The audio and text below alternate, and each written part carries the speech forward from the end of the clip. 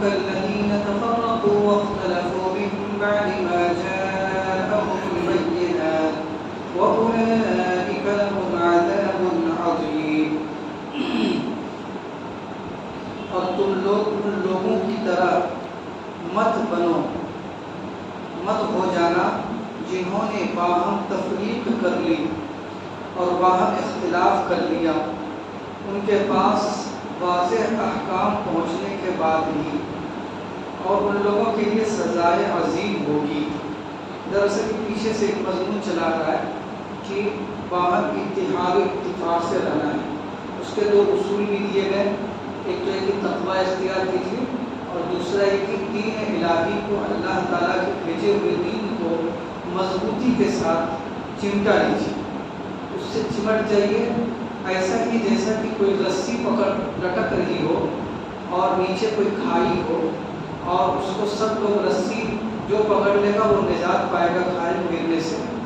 ٹھیک اسی طریقے سے اللہ رب العزت نے فرمایا واعتصموا بحبل اللہ جميعا، اللہ کی رسی کو مضبوطی سے پکڑ لیجیے۔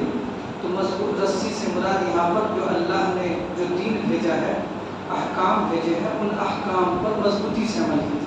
ظاہر سی بات ہے کہ جب سارے کے سارے مسلمان اللہ کے احکام کو بجا لائیں گے تو سب ایک ہی پلیٹ فارم پر ہو جائیں گے۔ تو یہ سب سے بہترین ذریعہ ہے اتحاد و اتفاق۔ پچھلے ہفتے اس میں تفصیل سے بات ہو چکی ہے۔ اسی سے متعلق ایک آیت ہے جس میں اللہ رب العزت نے فرمایا ان لوگوں کی طرح مت ہو جانا جنہوں نے باہم تفریق کر لی، ان کے پاس واضح دلائل، واضح احکام آنے کے باوجود، واضح احکام آ گئے تھے تو اس کا تقاضا یہ تھا کہ سب کو سب مل کر اس پر عمل کرتے، لیکن انہوں نے عمل نہیں کیا بلکہ اس میں پھوٹ ڈال دیا آپس میں، کسی نے عمل کیا، کسی نے کچھ کیا، کسی نے نہیں کیا۔ یہ پچھلی امتوں کے حالات کا ذکر ہے۔ اللہ تعالیٰ فرماتے ہیں تم لوگ ایسا مت ہونا۔ وَأُولَٰئِكَ لَهُمْ عَذَابٌ عَظِيمٌ، اور جو شخص ایسا ہوگا تو ایسے لوگوں کے لیے سزائے عظیم ہوگی۔ يَوْمَ تَبْيَضُّ وُجُوهٌ وَتَسْوَدُّ وُجُوهٌ فَأَمَّا الَّذِينَ اسْوَدَّتْ وُجُوهُهُمْ أَكَفَرْتُم بَعْدَ إِيمَانِكُمْ فَذُوقُوا الْعَذَابَ بِمَا كُنتُمْ تَكْفُرُونَ وَأَمَّا الَّذِينَ ابْيَضَّتْ وُجُوهُهُمْ فَفِي رَحْمَةِ اللَّهِ هُمْ فِيهَا خَالِدُونَ تِلْكَ آيَاتُ اللَّهِ نَتْلُوهَا عَلَيْكَ بِالْحَقِّ وَمَا اللَّهُ يُرِيدُ ظُلْمًا لِلْعَالَمِينَ وَلِلَّهِ مَا فِي السَّمَاوَاتِ وَمَا فِي الْأَرْضِ وَإِلَى اللَّهِ تُرْجَعُ الْأُمُورُ۔ اس روز یعنی عذاب اس روز ہوگا، یہ عذاب سزائے عظیم کب ہوگی؟ اس روز کی جب کہ بعض چہرے چمکدار ہوں گے اور بعض چہرے سیاہ ہوں گے۔ کون چہرے چمکدار ہوں گے، کون چہرے سیاہ ہوں گے؟ وہ چہرے جو ایمان والوں کے چہرے ہوں گے، ان پر نور ایمان ہوگا اور وہ قیامت کے روز وہ چہرے چمکدار ہوں گے۔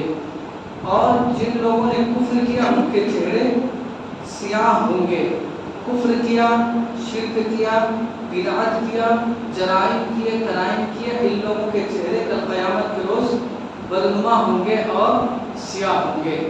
فَأَمَّا الَّذِينَ اسْوَدَّتْ وُجُوهُهُمْ، سو جن کے چہرے سیاہ ہو گئے ہوں گے ان سے کہا جائے گا کہ کیا تم لوگ کافر ہو گئے تھے؟ یہ بتاتا ہے کہ کن لوگوں کا چہرہ سیاہ ہوگا، کن لوگوں کا چہرہ سیاہ ہوگا، یہ خود اللہ رب العزت نے بیان کر دیا کہ ایسے لوگ جن کے چہرے سیاہ ہوں گے ان سے کل قیامت کے روز اللہ رب العزت کہیں گے اکفرتم بعد ایمانکم، کہ کیا تم ایمان لانے، ان سے کہا جائے گا کہ کیا تم لوگ کافر ہو گئے تھے اپنے ایمان لانے کے بعد؟ تو سزا چکو اس سبب سے کہ تم لوگوں نے کفر کیا۔ تو وہی لوگ جو گمراہ ہو گئے، بھٹک گئے، صحیح راستے پر تھے بھٹک گئے، یا ہے کہ انہوں نے بدعت اختیار کر لی، شرک اختیار کر لی، ایسے لوگوں کے چہرے جو ہے وہ کل قیامت کے روز سیاہ ہوں گے۔ آگے اللہ رب العزت فرماتے ہیں جن لوگوں کے چہرے روشن ہوں گے، اور جن لوگوں کے چہرے روشن ہو گئے ہوں گے وہ اللہ کی رحمت میں ہوں گے، وہ اس میں ہمیشہ ہمیشہ رہیں گے۔ یہ اللہ تعالیٰ کی آیتیں ہیں جو صحیح طور پر ہم تم کو پڑھ پڑھ کر سناتے ہیں، اور اللہ تعالیٰ مخلوقات پر ظلم نہیں چاہتے۔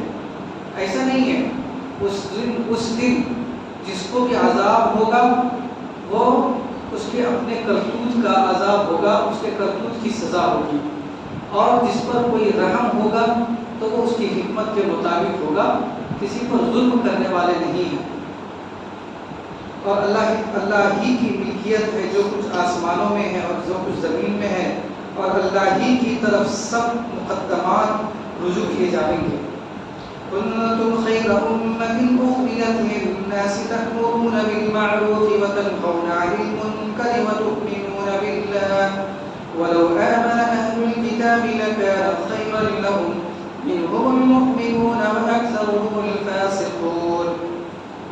تم لوگ اچھی جماعت ہو کہ وہ جماعت لوگوں کے لیے ظاہر کی گئی ہے.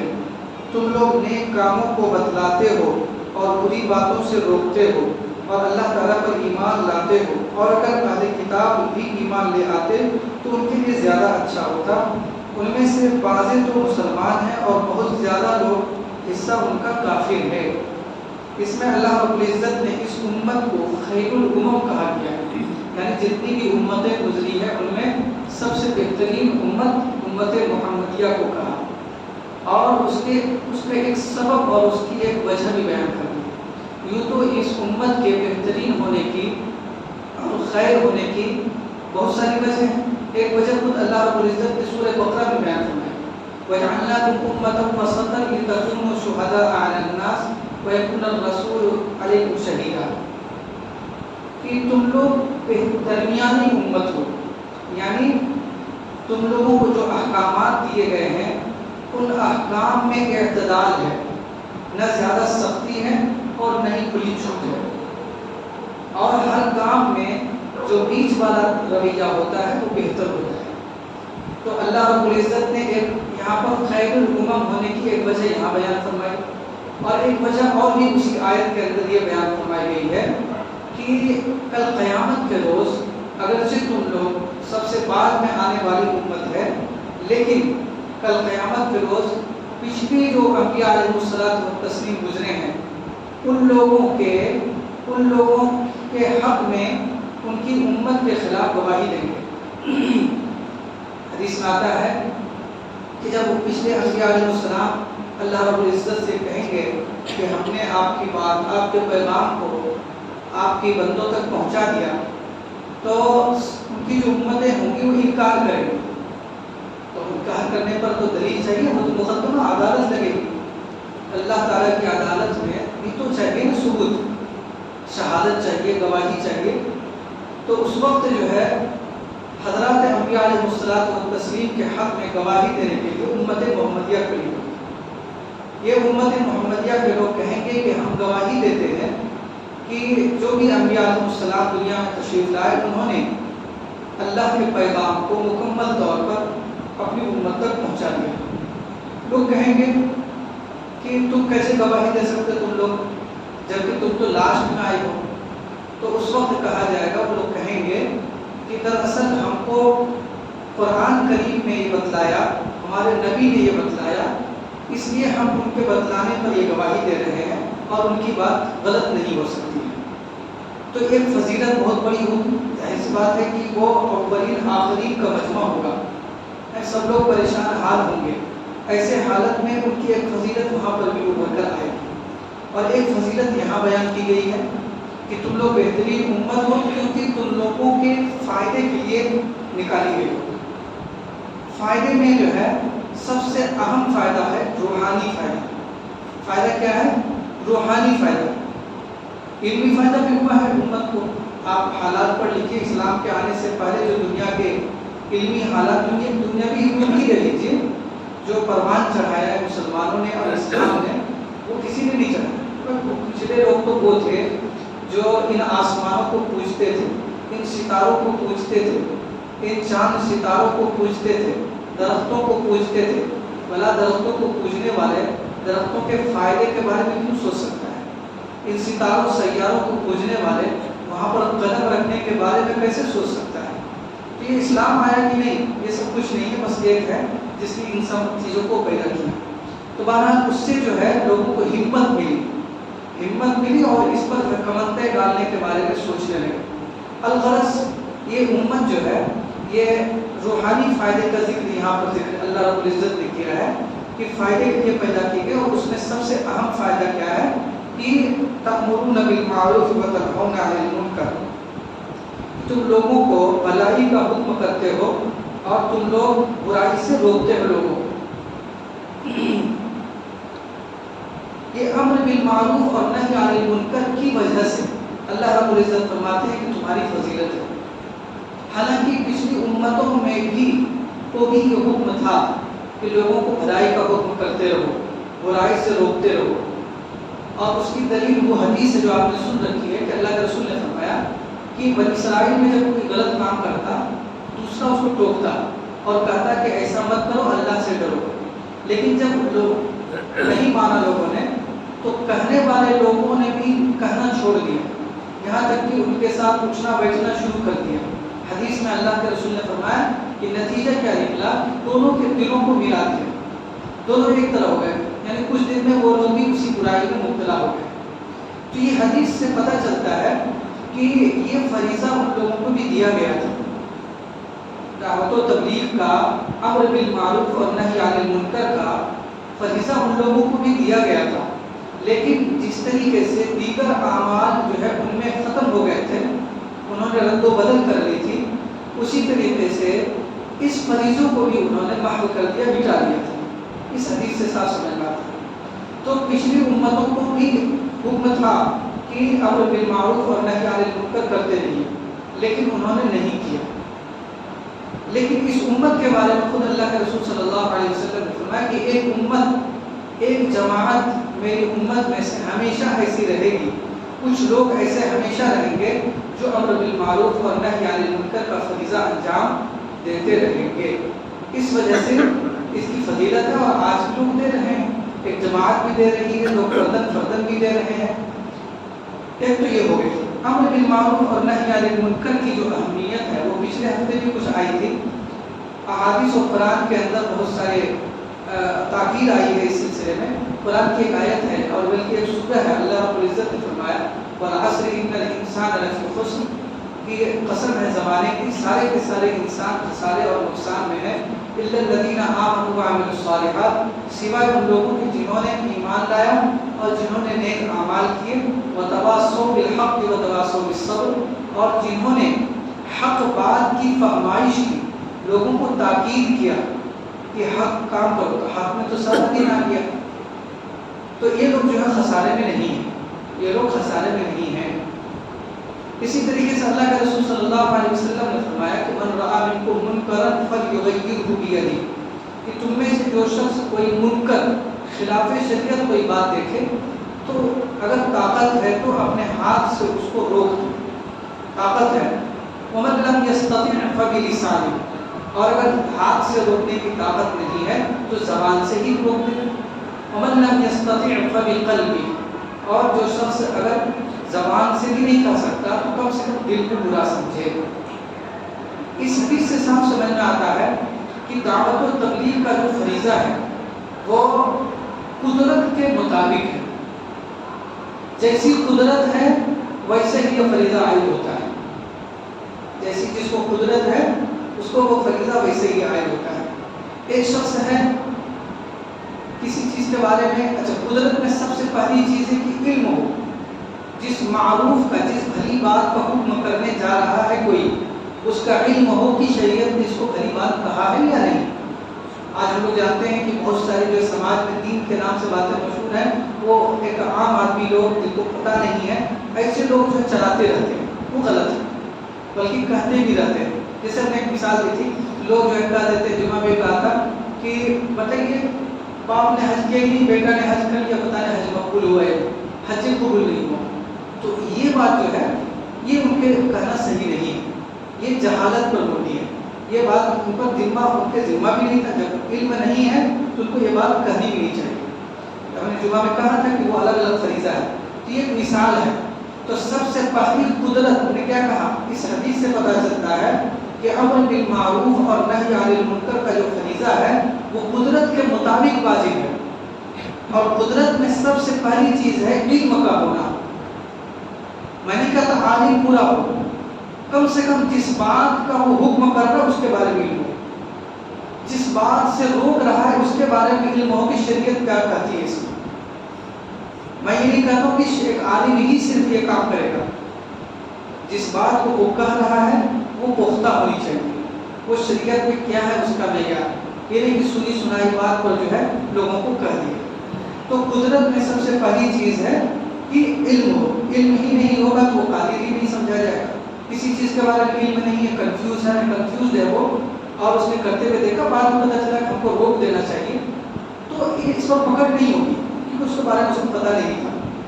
تو قادر ہونا، خود حدیث سے پتہ چل رہا ہے کہ بقدر قدرت جتنی طاقت ہے، جتنی صلاحیت اللہ نے دی ہے، اس کے مطابق امر بالمعروف اور نہی عن المنکر کا فریضہ ہے. تو یہ تو علم ہے اندرونی قدرت. دوسری چیز یہ ہے کہ جتنی قدرت ہو، طاقت ہو ظاہری طور پر، اتنا ہی فریضہ واجب ہے. اگر پہلا درجہ کیا ہے؟ ہاتھ سے روکنا. اگر خطرہ ہو کہ اگر ہم اس کو ہاتھ سے روک دیں گے، ہاتھ سے روکنے کا مطلب طاقت استعمال کر کے، اگر ہم طاقت استعمال کر کے روک دیں گے تو یہ بہت بڑا وبال ہو جائے گا، بہت بھنڈر ہو جائے گا. اس سے میری جان پر بھی خطرہ ہو سکتا ہے، میرے اہل و عیال پر بھی خطرہ ہو سکتا ہے. تو اب یہاں پر اس کو روکنا آپ کے ذمہ واجب نہیں ہے ہاتھ سے، طاقت سے. یہاں پر دوسرا والا درجہ آ جائے گا زبان سے کہنا. اگر زبان سے کہنے میں بھی خطرہ ہے کہ یہ ہمارے جو ہے ایسی تیسی کر دے گا، اگر ہم زبان سے کہیں گے تو لاسٹ درجہ یہ ہے کہ وہ دل سے برا سمجھے. یہ ہے پورا معیار. تو جس کو جتنی قدرت ہے وہ اتنی، کیونکہ اللہ رب العزت کی، اللہ کے رسول نے کیا فرمایا، جو شخص ہاتھ سے نہیں روک سکتا تو اس کے لیے کیا ہے کہ وہ زبان سے، اور جو زبان سے نہیں کہہ سکتا اس کے لیے کیا ہے، دل سے. یہ زبان سے نہیں کہہ سکتا تو اس کے لیے کیا ہے کہ دل سے وہ کہے. یہ خود یہ جملہ بتا رہا ہے کہ اس میں اگر خطرہ ہے زبان سے کہنے پر تو وہ زبان سے نہ کہے. کیونکہ اگر صرف زبان ہلانے کی بات ہے تو کتنا بڑا ظالم و جابر انسان کو اس کے سامنے بھی زبان ہلا سکتے ہیں نا. تو فمن لم یستطع، اگر طاقت نہ ہو کا مطلب کیا ہے؟ یہ مطلب نہیں ہے کہ زبان نہیں ہلا سکتے، یہ مطلب ہے کہ اگر وہ زبان ہلائے گا تو اس کی زبان کاٹ لی جائے گی، تو اب ایسی صورت میں دل میں برا سکتی ہے. تو یہ حدیث بتلاتی ہے کہ جس کو جتنی قدرت ہے اس کے مطابق اس پر یہ فریضہ عائد ہوتا ہے. ایک بات یہ ہوئی. تیسری بات یہ ہے اس سلسلے میں کہ یہ جو امر بالمعروف اور نہی عن المنکر ہے یہ بہت وسیع ہے، بہت گشادہ ہے. میں آپ کے سامنے بات کر رہا ہوں، یہ امر بالمعروف ہے. اگر میں کسی برائی کے بارے میں بتا رہا ہوں یہ بری بات اس سے رکیے، یہ بھی نہی عن المنکر ہے. مؤذن صاحب، اس میں لکھا ہے فضائل اعمال میں بھی، مؤذن صاحب پکار کر کہتے ہیں اور نماز کی طرف، یہ بھی امر بالمعروف کا فریضہ ہے، یہ بھی تبلیغ ہے. ایک آدمی گھر میں گارجین ہے، اپنے بچوں کو صحیح تربیت دے رہا ہے، امر بالمعروف نہی عن المنکر کر رہا ہے، اپنے سماج میں لوگوں کو صحیح باتیں بتا رہا ہے، امر بالمعروف اور نہی عن المنکر کر رہا ہے. اپنے جہاں پر کمپنی میں کام کر رہا ہے وہاں پر جو ہے سب کے ساتھ اچھا برتاؤ کر کے سب کو اچھا میسج دے رہا ہے، تو امر بالمعروف اور نہی عن المنکر کر رہا ہے. یہ ہر شخص کر رہا ہے، تو اس میں یہ بھی مطلوب ہے. اور اگر کوئی شخص اس میں اپنا اوڑھنا بچھونا اس کام کو بنا لے، بڑی اچھی بات ہے، بڑا اچھا کام ہے. کوئی اگر یہ کرے میں یہی کام کروں گا، اس پر فوکس دوں گا اپنی زندگی، بہت اچھی بات ہے. تو کوئی اگر جماعت کے ساتھ، کوئی بھی جماعت، یہ تبلیغی جماعت سے مراد میری نہیں ہے، کوئی بھی جماعت کے ساتھ کوئی کام کرے تو وہ بھی محمود ہے شریعت میں. بلکہ پچھلی آیت میں وَلْتَكُن مِّنكُمْ أُمَّةٌ يَدْعُونَ إِلَى الْخَيْرِ وَيَأْمُرُونَ بِالْمَعْرُوفِ. کم از کم یہ ہے کہ تم میں سے کچھ لوگ ایسے ہوں جو يَدْعُونَ إِلَى الْخَيْرِ، جو کہ خیر کی طرف بلائے، وَيَنْهُونَ عَنِ الْمُنكَرِ، اور بری باتوں سے روکیں. کچھ لوگ کم سے کم ہوں. تو ہمیں جو ہے اس فریضے کو ہمیشہ پیش نظر رکھنا چاہیے کہ ہم جہاں پر بھی ہیں امر بالمعروف نہی عن المنکر کریں گے، اور جتنی ہم کو طاقت دی اللہ نے اتنا کریں. ایک آدمی ہے شراب پی رہا ہے، شراب میں دھل جائے تو اس کو سمجھایا جائے گا، اس وقت نہیں سمجھایا جائے گا تو بعد میں اس کو سمجھایا جائے گا، اس کے گھر والوں کو سمجھایا جائے گا. ایک آدمی کھلا گناہ کر رہا ہے، ظاہر سی بات ہے کہ اس کے بارے میں کسی علم کی ضرورت نہیں ہے. شراب پی رہے ہیں تو سب لوگ جانتے ہیں کہ وہ حرام ہے, اس میں کسی علم کی ضرورت نہیں ہے, تو آپ اس کو ڈائریکٹ منع کر سکتے ہیں اگر آپ کے پاس وہ قدرت ہے کہ آپ کو نقصان نہیں ہوگا. آپ کے رشتہ دار یا آپ جو ہے سماج میں اچھی پکڑ والے مضبوط ہیں تو آپ ان کے گھر والوں پر دباؤ دے سکتے ہیں کہ اس سے جو ہے ہمارا سماج بگڑ رہا ہے. تو یہ سب جو ہے امر بالمعروف اور نہی عن المنکر ہے, بہت ہی وسیع ہے, بہت ہی عمدہ کام ہے. اور میں آپ کو بتا دوں کہ جو لوگ کر رہے ہیں وہ کر رہے ہیں. جو یہاں اسلام آیا ہے, میں اس میں اس سے پہلے ایک بات کر دوں کہ اس میں سب سے زیادہ جو ہے اثر انگیز جو ہوتا ہے وہ ہمارا عمل ہوتا ہے. خود کا عمل ہی بہت بڑا دعوت ہے. خود کا عمل جو ہے بہت بڑی دعوت ہے. سب سے پہلے اسلام جو آیا ہے یہاں مالابار میں علاقہ ہے, یہ ساحل سمندر کا ایک ساحل ہے جو کیرل وغیرہ کے سائڈ میں مالابار پڑتا ہے, تو وہیں پر سب سے پہلے اسلام ہے. تو وہ اسلام کوئی بزرگان دین یعنی کہ تھے تو سب بزرگان دین ہی کو, لیکن وہ اس نیت سے نہیں آئے کہ ہم اسلام پھیلانے جائیں. ان کے ذہن میں بات ہوتی تھی کہ ہم جہاں رہیں گے اسلام کو فالو کریں, اور اسلام کی ایک تعلیم یہ ہے کہ ہم دین کو پھیلائیں گے. وہ ہوتا تھا لیکن اسی مقصد سے صرف نہیں آئے. وہ آئے کہ تجارت کے غرض سے. صحابہ کرام میں تھے, کچھ تابعین تھے, ان کے شاگرد حضرات تھے, تو وہ لوگ تو پورے تربیت یافتہ تھے, بالکل کریم لوگ تھے. تو وہاں پر انہوں نے تجارت کی, تاریخ لکھی ہوئی ہے, تجارت شروع کی, اور تجارت میں لوگوں کے ساتھ رہ کر اس انداز پر انہوں نے زندگی گزاری کہ لوگ جو ہے خود بخود کھچا کر جو ہے ان کی طرف مائل ہونے لگے اور اس دین کو سمجھنے کی کوشش کرنے لگے جن کو یہ بہترین لوگ جو ہے فالو کر رہے تھے. اس طرح اسلام پھیلا. تو اس کے لیے ہمیں جو ہے اپنے اعمال کو درست کرنا چاہیے سب سے پہلے.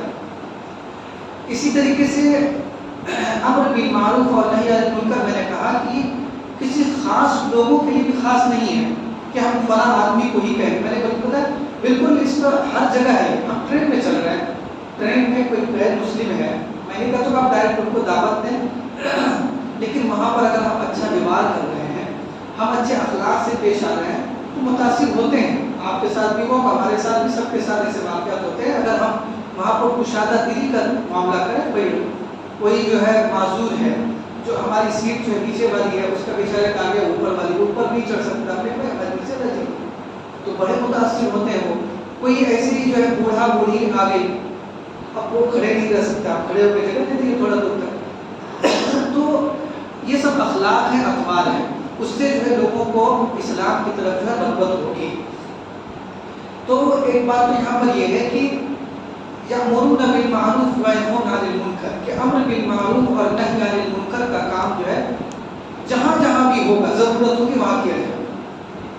مسلمانوں کی ضرورت ہوگی مسلمانوں کریں, گھر میں ضرورت ہوگی گھر میں کریں گے, جہاں ضرورت غیر مسلموں میں ضرورت ہوگی غیر مسلموں میں کریں گے, جہاں پر جیسی ضرورت ہوگی وہاں پر کیا جائے گا. یہ جو ہے شریعت کا یہی اصول ہے. اللہ رب العزت ہم سب کو عمل کی توفیق عطا فرمائے. اللہ تعالیٰ فرماتے ہیں کہ تم لوگ اچھی جماعت ہو, کہ وہ جماعت لوگوں کے لیے ظاہر کی گئی ہے, لوگوں کے فائدے کے لیے. تم لوگ نیک کاموں کو بتلاتے ہو اور بری باتوں سے روکتے ہو اور اللہ تعالیٰ پر ایمان لاتے ہو. امر بالمعروف اور نہی عن المنکر کا جو ہے کیا ہی ایک شعبہ ہے جس کو ہم لوگ جو ہے جہاد کرتے ہیں. وہ تو لوگوں نے بدل دیا, اس کو مفہوم بدل دیا ہے. اس کا اصل مقصد وہ جو ہی ہے کہ جہاں پر برائی عام ہو گئی ہے اور وہ برائی کوئی حکومت ہے وہاں پر قائم, وہاں پر کیا ہے کوئی حکومت قائم ہے, تو اس حکومت کی ذمہ داری ہے کہ ان برائیوں کا سر کچلنے کے لیے جو ہے وہ کارروائی کرے. جس طرح ہمارے ملک کے اندر اگر کوئی ملک کے خلاف کوئی کام کرتا ہے یا ایسا کوئی جرم کرتا ہے جو کہ سماج کے لیے ہانی کارک ہے, تو پولیس کارروائی ہوتی ہے. اسی طریقے سے اگر کوئی اسلامی دیش ہے, اسلامی سلطنت ہے, وہاں پر اگر برائی کوئی عام ہو گئی ہے یا وہ لوگ بغاوت پر اتر گئے ہیں کسی برائی کو لے کر, تو وہاں پر جو حکومت ہے ان کی ذمہ داری ہے کہ وہ اس کو کچھ لیں. تو اس کا مقصد بھی, اس جہاد و قتال کا مقصد بھی وہی ہے کہ برائی کو ختم کرنا, جہاں پر کہ وہ ان لوگوں کے لیے جس کے پاس وہ والی طاقت ہے, جس کے پاس نہیں ہے اور آپ وہ معذور ہے, اس کے پاس کچھ نہیں. اس لیے کہ امر بالمعروف اور نہی عن المنکر کا جو فریضہ ہے وہ طاقت اور قدرت کے بقدر ہے. ہمارے پاس قدرت نہیں، طاقت نہیں، ہم کچھ نہیں کر سکتے، ہم کچھ نہیں کریں گے اور اللہ کی اس کی پکڑ بھی نہیں ہوگی. ہاں ہم زبان سے کہیں کہہ سکتے ہیں، زبان سے کہیں گے، کہیں پر نہیں کہہ سکتے ہیں تو دل سے برا سمجھیں گے. اور اگر یہ اہل کتاب ایمان لے آتے تو ان کے لیے زیادہ اچھا ہوتا. ان میں سے یعنی اہل کتاب میں سے بہت کم لوگ مسلمان ہوئے اور زیادہ سے حصہ ان کا جو ہے کافر ہی ہے. سبحان اللہ و بحمدہ سبحانک اللہم و بحمدک نشہد ان لا الہ الا انت نستغفرک و نتوب الیک. سبحان ربک رب العزة عما یصفون وسلام علی المرسلین والحمد للہ رب العالمین.